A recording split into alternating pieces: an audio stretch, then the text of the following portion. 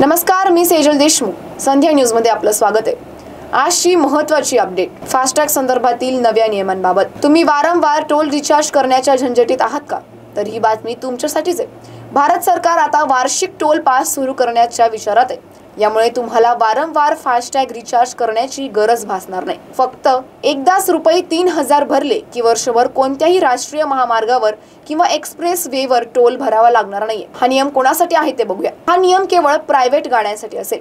ज्यांना वारंवार लांब पल्ल्याच्या ट्रिप्स कराव्या लागतात त्यांना याचा मोठा फायदा होईल. सध्या एका प्रवासातच 200 ते 800 रुपये टोल जातात. त्यामुळे वार्षिक पास अधिक किफायतशीर ठरणार आहे. बघूयात कोणाला याचा फारसा उपयोग होणार नाही ते.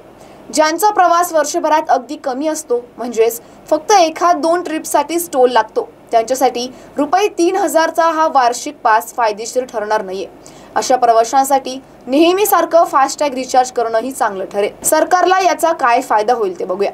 टोल वसूल करणे सोपं होईल. टोल प्लाझावरच्या लांबच लांब रांगा कमी होतील. इंधन आणि वेळ वाचेल. प्रदूषणही कमी होईल.